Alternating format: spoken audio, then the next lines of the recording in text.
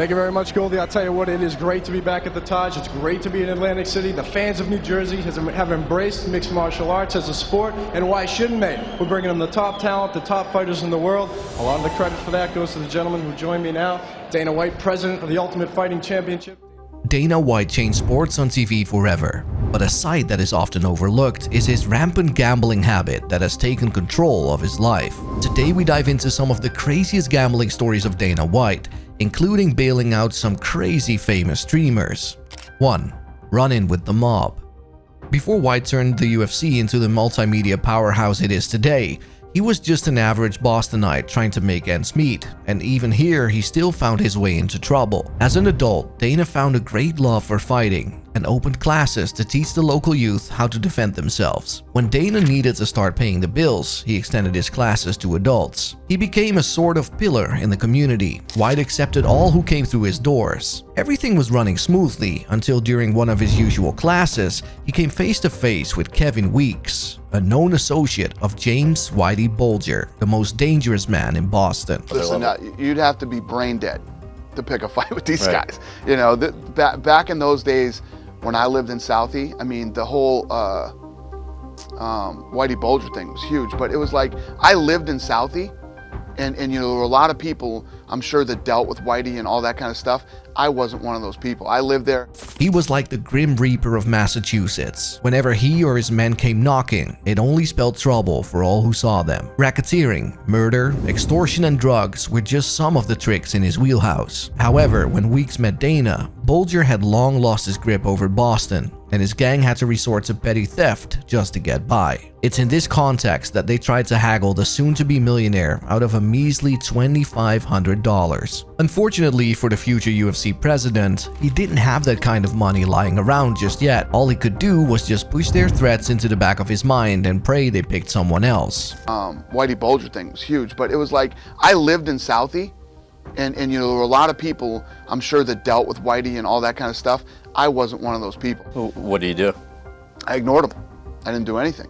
You know, I wasn't going out of my way to try to bump into him again or to do anything else. That was until he got a phone call that would change his life forever, but not in the way any of them expected. And I got a phone call, and they basically told me, we want the money. And I said, I don't have the money. It was $2,500, which was like $25,000 to me in those days, you know? Like, yeah, well, you got till tomorrow.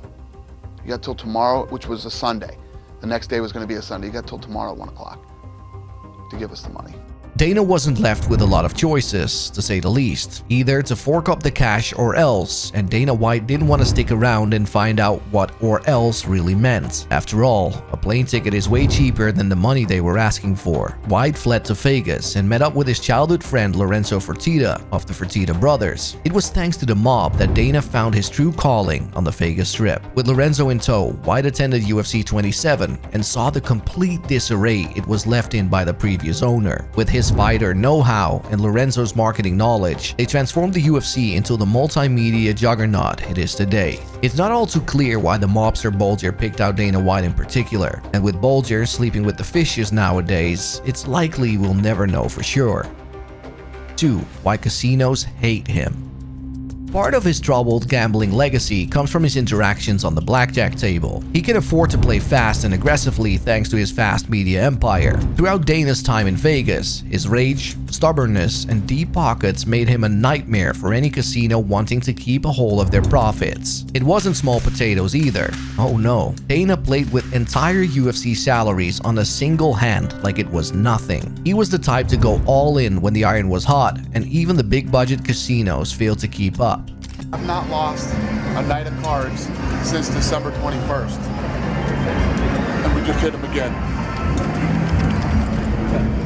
So this is like my part-time job. One of these casinos was the Palms Casino, which hosted the UFC since 2007 thanks to its partnership with the Fertitta brothers. Given the casino was housing his event, Dana saw it only fair to play at home, though that would change with one infamous winning streak. One night, Dana was down $1 million, and he turned that loss into a profit of over $7 million.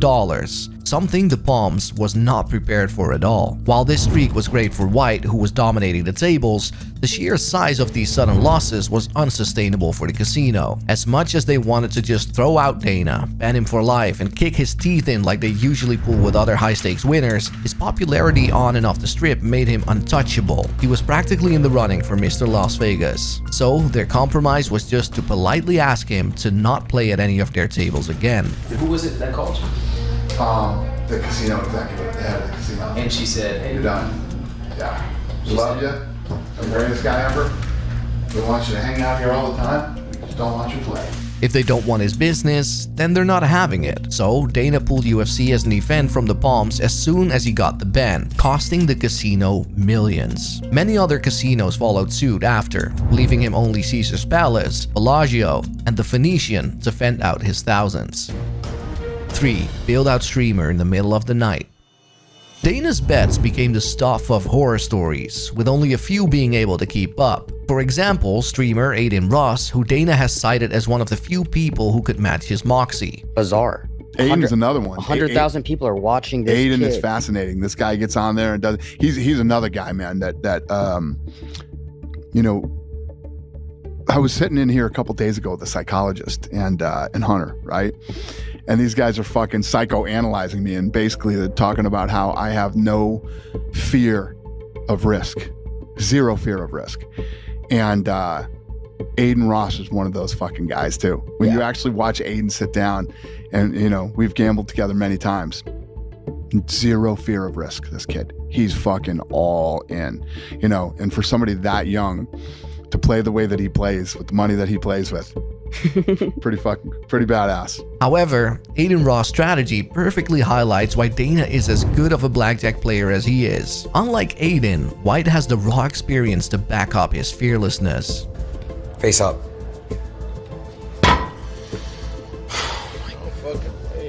Aiden's recklessness left him $1 million in the hole, but with Dana's luck and experience, they would both walk away breaking even. Aiden wouldn't be the last streamer Dana played cards with. Dana has made friends with plenty of kick streamers thanks to the platform's gambling-oriented style, one of the most prominent ones being streamer Steve Will Do It. Steve Will Do It, real name Steve the Leonardis, had made a bad name for himself when it came to leaving the table, completely contrasting Dana White, who's always ready to bounce the moment he's up. That difference kept Steve glued to the blackjack table, and out of genuine concern, Dana came to the casino at 2 a.m. to get Steve back on track. So, first of all, let's start here. Oh boy. Steve was in a bad place. And we got him out of it. No, Steve needed to go home. What Steve needed to do was go home. Steve was in there for 48 hours. Yes. Caught up in this and wouldn't leave. Right. Steve's parents were trying to intervene and get him home. By the You're way, in there running around. Oh, I'm in here. Here's $1 million, everyone. Here, like Santa Claus. But you're offering deals without knowing what all of his deals already are. I knew what his deals were. Steve was down $1 million, and Bob Menery, a good friend of Steve's and the first guy in the clip, offered him another $1 million to win it all back. White could see the cycle that was starting up in Steve, and he did everything he could to pull him away from the tables, while everyone else around him was more concerned over his views and his stream. We're not looking at him as, we're not looking at the money. We're looking at the human, Steve.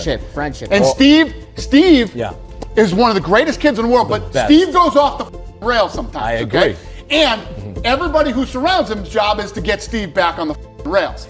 And now, I am. you're off the rails 24/7, okay? That is correct. But off a rail Steve Yeah. is a bad comp. If he's your boy, then you want Steve to leave the casino, not stay and keep streaming. It's a strange glimpse into his more charitable side that's rarely seen. Number 4. Owning a casino. Despite Dana's get up and go strategy, it's like he's always trying to have a casino wherever he goes, ready to play. Even while on vacation, the UFC president just can't keep himself away from his favorite pastime, spending $600,000 just to bring a casino onto his yacht. And that would be far from the last time Dana tried to bring a taste of his favorite game into his turf. Number 5. Confronted at the blackjack table. When talking about Dana White's many incredible wins, it's impossible to avoid his, to put it nicely, controversial management of the many fighters in the UFC. Many of them make just under $43,000 a year, and while top earners make more than enough to sustain themselves, they still lose significant control over their image and earnings. So it was only a matter of time before someone would take this into their own hands. Enter Colby Covington, a UFC fighter who had to deny a fight for surgery, and UFC pay being dished out on a per-fight basis left him with nothing, despite headlining all week. Let's go see what Uncle Fester Dana White's doing. Dana, what's up, bro? How you doing? How you doing? I just want an explanation why I'm not fighting for the belt this weekend. Stop filming. Come on, bro. I want an explanation, man. Gambling. Dana's gambling wasn't a big secret at this point. If you ever needed to talk to him, he'd be in the VIP lounge. After Colby's confrontation, they left on so-so terms, but many fans took Colby's side, showing Dana that his company wasn't loved when it came to things like fighter pay. I think it left on decent terms, not terrible terms. I mean, he doesn't like me, I don't like him. We're not going to be shy about it. It is what it is, but he needs to either I need to earn a living, man. Like, I need to be able to do business and fight and make a living. Number 6. Losses.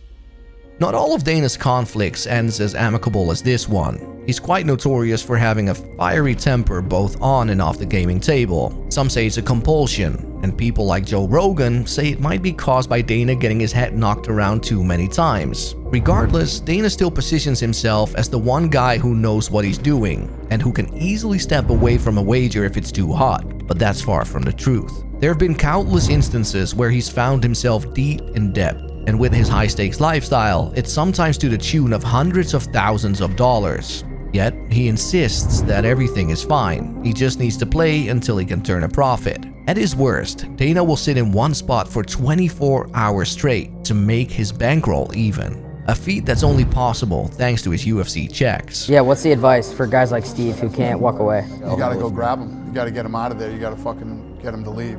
I feel like you don't have people that have the confidence to get you out of there. You're right. No, nobody talks to you. No one's gonna say, yo, Dana, we gotta go. Yeah, that's why I have to be. I have to be the guy that says, that's it. We gotta pull the ripcord and get the fuck out of here. What point is that at, though? I don't know. However, his gambling addiction isn't just affecting him. It's also taking a toll on his relationships with both fans and friends. Despite their attempts time and time again to help him, Dana remains stubbornly committed to his addiction, refusing to quit no matter the consequences, making him the most notorious billionaire gambler in Vegas.